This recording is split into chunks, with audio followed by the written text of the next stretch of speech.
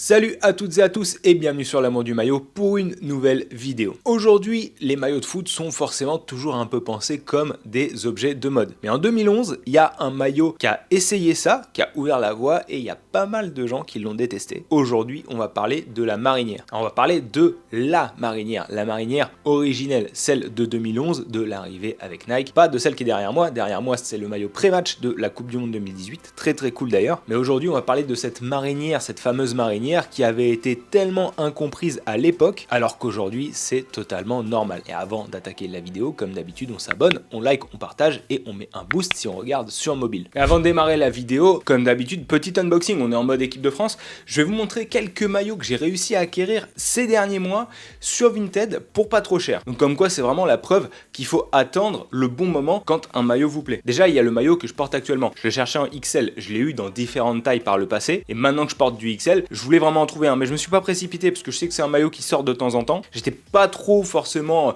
après un maillot avec étiquette, c'était surtout un maillot que je voulais pour porter. Et j'ai justement trouvé ce maillot en version stock pro à ma taille dans un état clinique pour 30 € tout compris. Tous les prix que je vais vous donner, j'inclus les frais de port et les frais Vinted. Autre maillot que je voulais récupérer dans ma collection, je me suis séparé de ceux qui m'allaient plus, ce maillot de 2014. C'est un de mes maillots préférés de l'histoire de l'équipe de France. Je le voulais absolument en stock pro en XL et je l'ai trouvé pour seulement 20 €. Il est dans un super état, il est magnifique, la bande est thermocollée au niveau du col et franchement pour 20 € j'étais trop content de trouver ça. On passe ensuite à 2018 et ce maillot 2 étoiles en version vapor. Pareil, c'est un maillot que j'ai pu avoir par le passé, assez rare quand même en version Vapornit, et celui-ci m'a coûté 35 € tout compris. Il est authentique, il est trop bien, c'est la taille XL, c'est ce que je voulais. Je compte pas mettre de flocage sur les maillots que je vous montre actuellement puisque c'est des maillots que je veux porter à la cool. Plus récemment, je voulais aussi récupérer le maillot Away de l'équipe de France de l'Euro 2024. Dès qu'il était sorti, un mec l'avait mis sur Vinted en version Vapor. Donc la version Vapor, c'est la version Player Boutique. Sur le coup, pour 90 €, vraiment à l'été 2024, avant l'Euro, j'avais craqué, c'était une taille L. Puis j'ai fini par le revendre et ça reste un maillot que je trouvais vraiment très joli. D'ailleurs, je cherche encore un stock pro en taille XL si jamais. J'ai ceux des Jeux Olympiques dans ma collection. Et le Vapor, j'étais passé à la boutique de la FFF en octobre 2025. Il l'avait encore dans toutes les tailles, alors qu'il était en rupture de stock partout sur tous les sites. Mais il était encore à un prix hallucinant, il était encore à 130 ou 140 €. Il était hors de question que je mette ce prix-là. Et je savais qu'en patientant un peu, à un moment,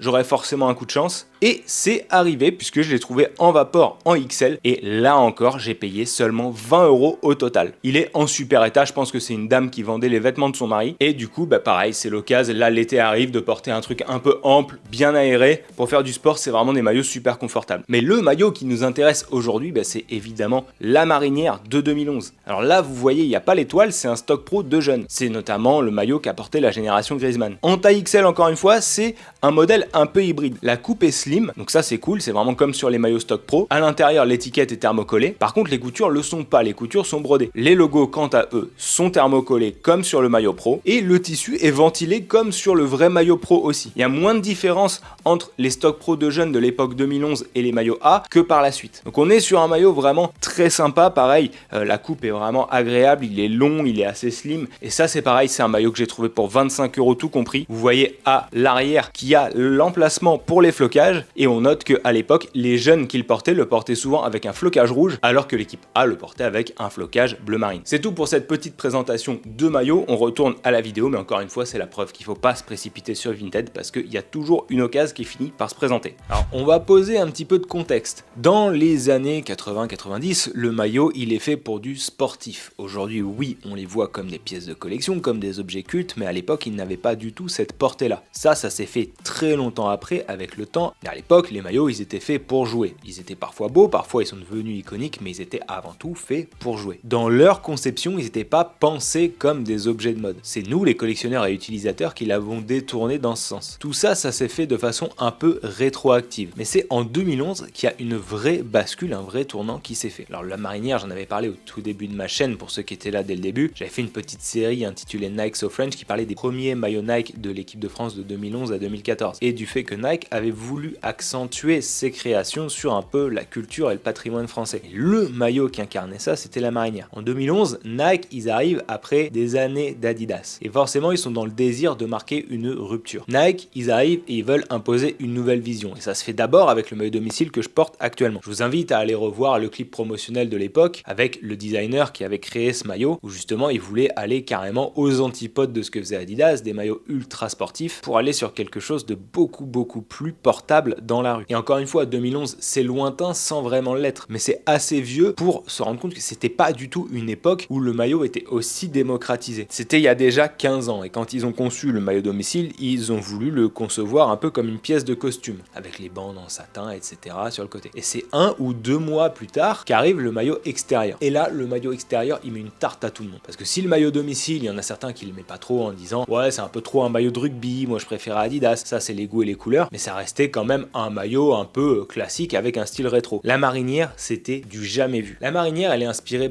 de vêtements La Marinière de Jean-Paul Gaultier, et le shooting a été fait par Karl Lagerfeld. Et ça, c'était une révolution. Aujourd'hui, les shootings de maillots, c'est la clé du lancement, même plus important que le maillot lui-même. Mais à l'époque, faut savoir que faire photographier un maillot de football par un photographe de mode, c'est complètement révolutionnaire. Nike, ils sont arrivés, ils n'ont pas présenté un maillot, ils ont présenté une collection, mais ils ont aussi présenté une façon de penser, une façon de repenser le maillot. Et ce qui est assez rigolo à voir, c'est qu'à l'époque, le maillot, il avait été assez mal reçu. En fait, on était partagé avec des gens qui trouvaient ça magnifique, qui trouvaient ça très beau, et des gens qui étaient presque scandalisés, je vous passe les propos homophobes, pour qui, dans l'ensemble, on disait ça, c'est pas du tout un vêtement de sport. On était plus sûr, c'est pas un maillot de foot, on était sûr, ça, c'est pas un vêtement pour faire du sport. Et c'est bien souvent ça, les précurseurs, ils cassent les codes et ils sont pas vraiment appréciés. Le maillot, il a été très critiqué, il a été moqué publiquement et il a énormément divisé. Certains ont parlé d'un maillot de bagnard ou d'un pyjama ou de la tenue de Popeye, peu importe. Le maillot, il a été porté que 3 matchs. Et moins d'un an après, alors qu'à la base, on se disait que peut-être ce serait le maillot extérieur pour l'Euro 2012, mais il a complètement changé. Mais le maillot qui l'a suivi était un petit peu son gamin en fait, son petit frère entre guillemets. On est passé sur un maillot alors peut-être un peu plus sportif dans la coupe, dans les aérations, là encore je parle du maillot pro, avec les bandes renforcées sur les manches, mais il y avait encore les restes de la marinière sur le bord des manches justement, et ils ont gardé le concept un peu arty de mélanger les sports avec différents mannequins. Il y avait eu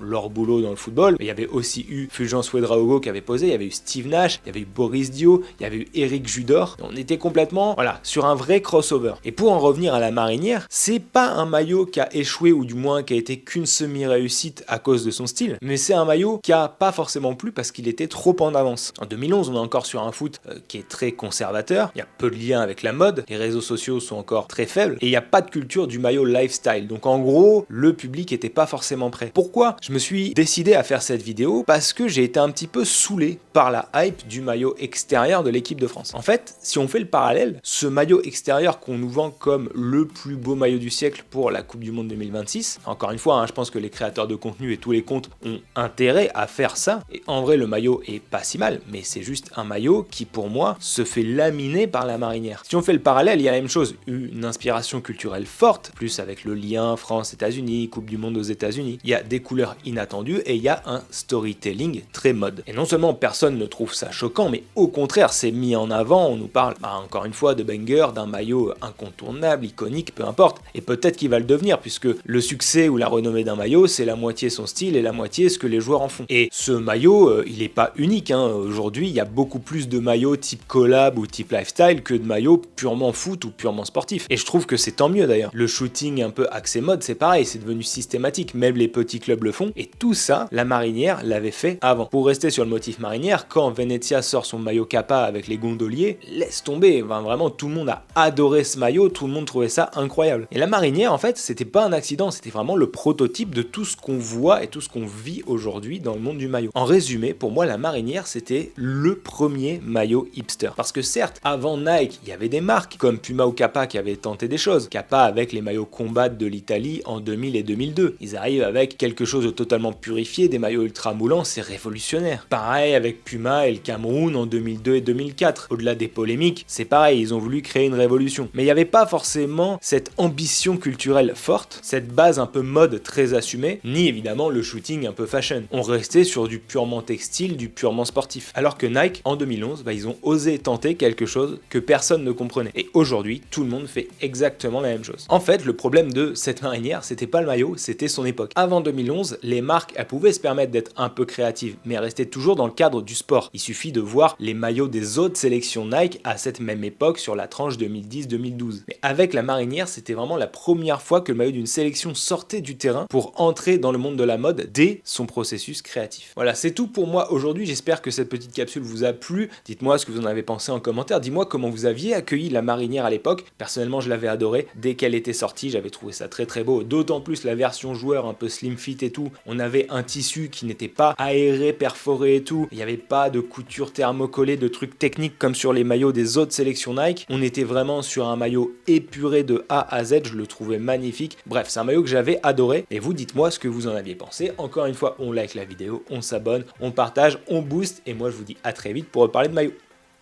Ciao!